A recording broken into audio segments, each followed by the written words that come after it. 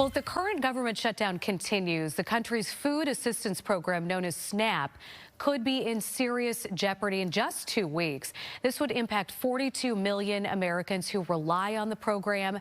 Man-Yi Lee, the director of communications at the Greater Chicago Food Depository, is joining us now. And Man-Yi, what do you anticipate will be the local impact if we don't get the government back on the road? Yeah.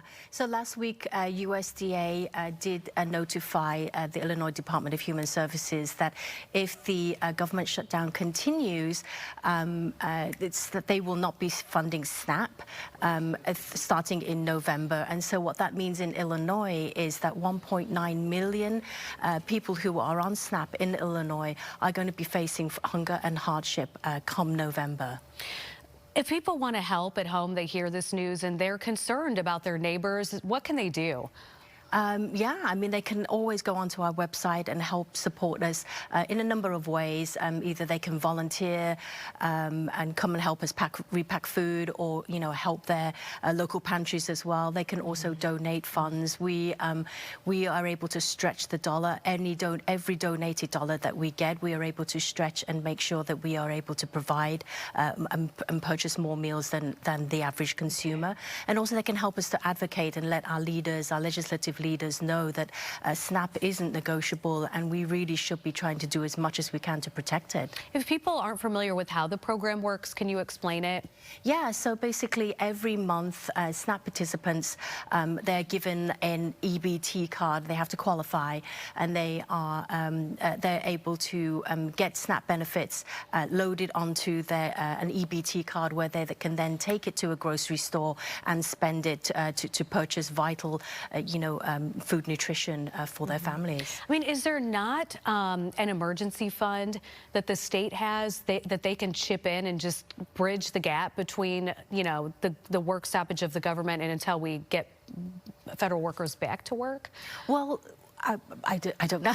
Yeah. I mean, what we can do is that we provide and we remain committed to providing food and making sure that our pantry partners in the community remain stocked and their shelves remain stocked so that they have enough food. But they are monitoring on the ground all the time the demand for food in the community, and then they place orders with us, and then we satisfy those needs. But right now, we don't know how this is going to impact. We just know that come November the 1st, a lot of SNAP participants are not going to get the funding that they need. Actually, all SNAP participants aren't going to get the funding that they need to afford basic food assistance. And so we really urge them to have a backup plan.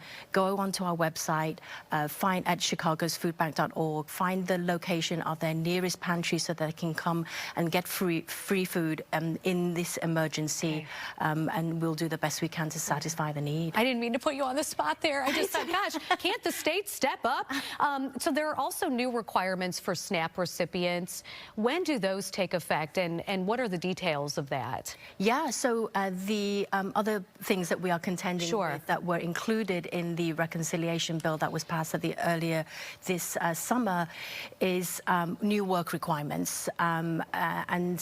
Illinois' work requirement waiver actually was revoked last week, 3 months early. So that means now, come November, around 450,000 Illinois participants across Illinois could lose their SNAP benefits if they're not able to satisfy work requirements, and that is around working 20 hours a week or 80 hours a month in order to continue receiving their SNAP benefits. And if they're not able to, they only receive 3 months of SNAP benefits in a period of 3 years. So to have their SNAP benefits taken away from them after that. Okay, Man-Yi, thank you again for your time this morning.